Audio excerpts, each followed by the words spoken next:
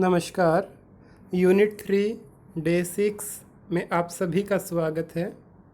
आज का हमारा टॉपिक है इक्विलिब्रियम ऑफ इनकम और output by saving and investment approach.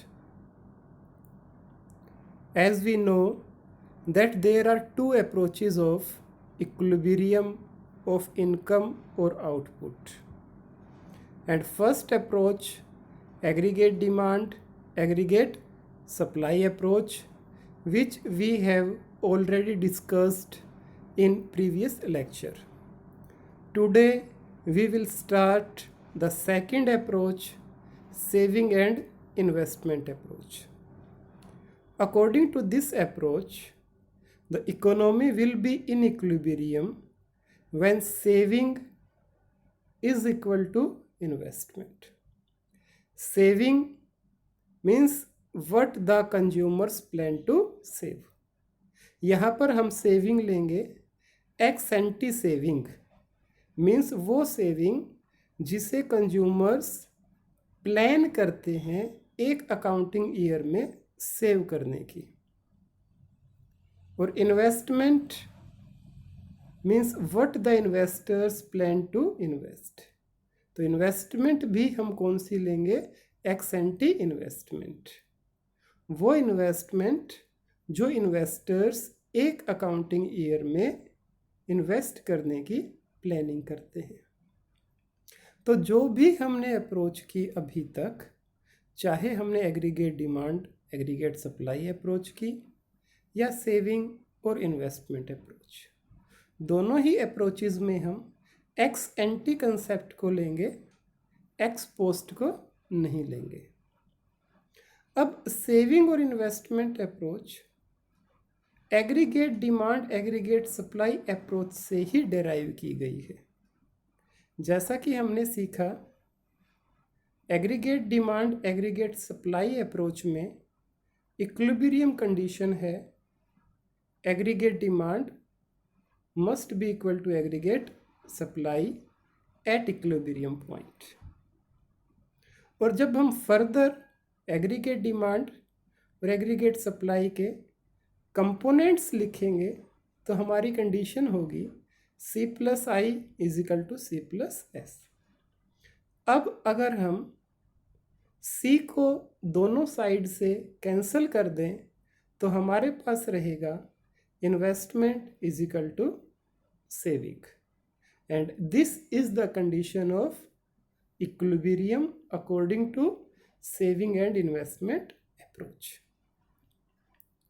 As far as diagrammatic presentation is concerned, for diagrammatic presentation we will take output on x-axis and saving and investment on y-axis.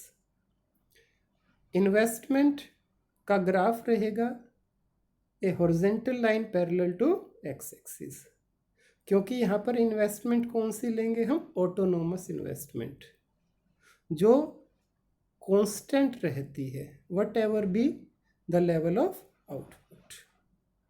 और saving का graph भी हम कर चुके हैं, ये negative Y axis से start होगा क्योंकि स्टार्टिंग में सेविंग नेगेटिव होती है ऑटोनोमस कंजप्शन के कारण। उसके बाद जैसे जैसे आउटपुट इंक्रीज होगी, इनकम इंक्रीज होगी, सेविंग इंक्रीज होती रहेगी। और ई पॉइंट वो पॉइंट है जहाँ पे सेविंग कर्व और इन्वेस्टमेंट कर्व एक दूसरे को इंटरसेक्ट कर रही है। Therefore E is equilibrium point, और इस इक्विलिब्रियम पॉइंट के कोरस्पॉन्डिंग जो आउटपुट है O L, that is equilibrium output. Now we will see what happens when economy is not in equilibrium. Economy is not in equilibrium means equilibrium condition S is equal to I is not fulfilled. Then there will be two cases.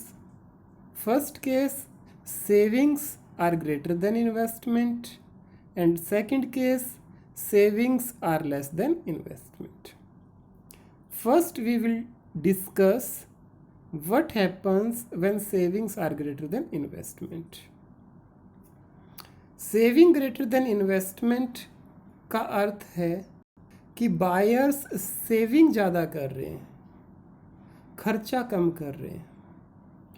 तो expenditure अगर कम होगा, demand अगर कम होगी, तो बिक्री कम होगी, cell कम हो जाएंगी। और अगर सेलर्स की सेल कम होगी तो उनके पास जो अनसोल्ड स्टॉक है वो इकट्ठा हो जाएगा, एक्यूमुलेट हो जाएगा, जिससे कि जो प्रोड्यूसर्स हैं वो कम प्रोडक्शन प्लान करेंगे। और प्रोडक्शन कम होगी तो आउटपुट रिड्यूस होगी, और आउटपुट रिड्यूस होगी तो इनकम कम होगी, और इनकम कम होगी तो सेविंग कम होगी, क्योंकि सेविंग कहाँ से होगी? इनकम से ही होगी। और इनकम कम होने से सेविंग भी कम हो जाएगी। और ये प्रोसेस कंटिन्यू रहेगा जब तक कि सेविंग और इन्वेस्टमेंट इक्वल न हो जाए और इकोनॉमी इक्विलिब्रियम में ना पहुँचे। तो इस तरह से हम फर्स्ट केस को डिस्कस करेंगे। और ये जो सिंगल अगर केस एग्जाम में हमसे पूछा जाएगा तो 3 मार्क्स में पूछा जाएगा। और अगर हमसे पूरी अप्रोच के बारे में पूछा गया है 6 मार्क्स में, तो हमें दोनों केसेस करने हैं with diagrammatic presentation and equilibrium condition. Now we will discuss the second case, what happens when savings are less than investment.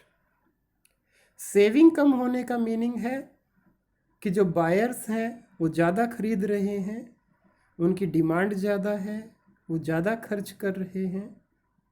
और अगर वो ज़्यादा खर्च करेंगे तो दुकानदारों की, सेलर्स की बिक्री ज़्यादा होगी, मोर सेल होगी। और ज़्यादा बिक्री होने से जो सेलर्स के पास स्टॉक है वो सोल्ड आउट हो जाएगा, वो सारा स्टॉक बिक जाएगा।